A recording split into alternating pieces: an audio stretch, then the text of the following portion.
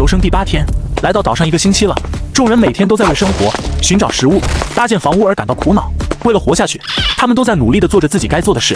但从众人的表情可以看出，显然这帮女生以前从来没有干活这样的粗活。看着众人一脸不开心的样子，于是我便组织了一场取乐的游戏。这样一来，众人的心情才开始慢慢的有了好转。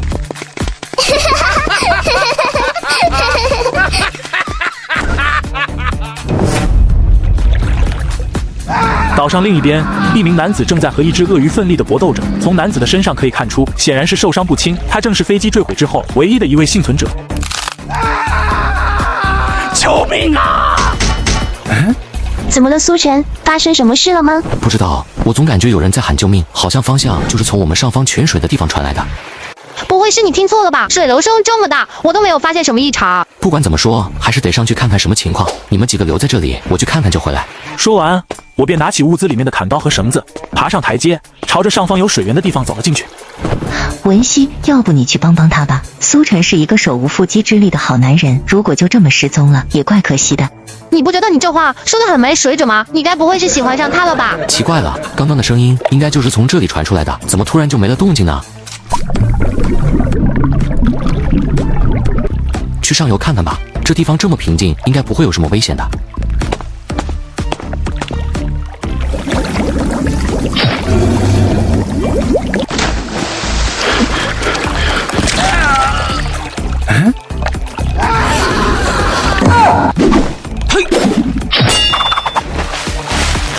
好厚的皮，怎么办？要是不赶紧将这人拉上来，一定会没命的。算了，豁出去了。救命啊！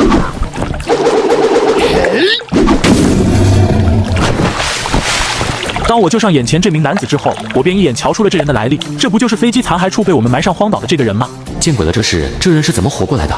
难道当时他根本就没死？爸爸，真是太感谢你了！要是没有你，我今天真的就要被嘎了。你脑子进水了吧？谁是你爸爸？不会是被鳄鱼给吓傻了吧？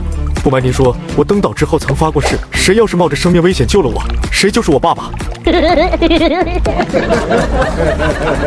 爸爸，怎么办？我流了好多血，我好想睡觉。你现在还不能睡，这样吧，我先带你回去包扎一下伤口，你再坚持一下。随后我便拿起手中的绳子，简单制作了一个草垫，带着这名遇难者朝着荒岛的另一头走去。从瀑布到我们的落脚点只有2公里的距离，而且路上也没有丛林、悬崖什么的。可奇怪的是，我们已经走了2个多小时，却始终没有看到我们的营地。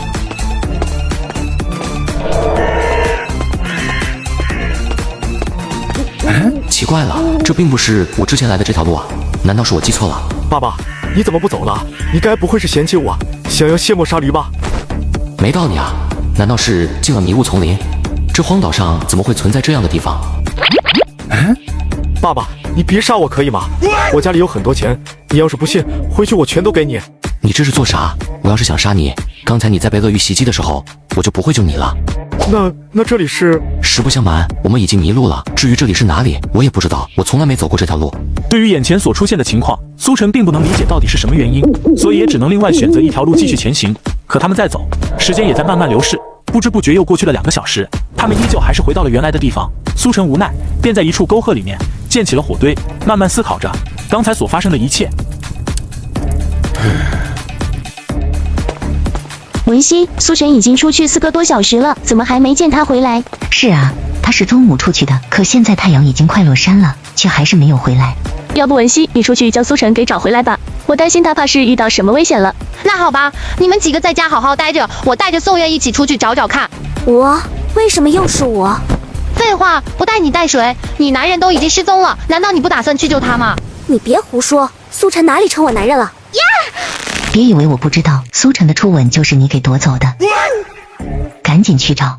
爸爸，你都思考了半天了，难道我们真的出不去了吗？我能有什么办法？这样的情况我也是第一次见，实在不行，那今晚就先在这过夜吧。过夜？这地方跟个乱葬岗似的，我哪睡得着啊？除此之外，还有其他办法吗？你的伤口我已经帮你处理过了，应该不会有什么事。睡吧，只有养好精神，才能走出这个迷雾森林。那好吧，爸爸晚安。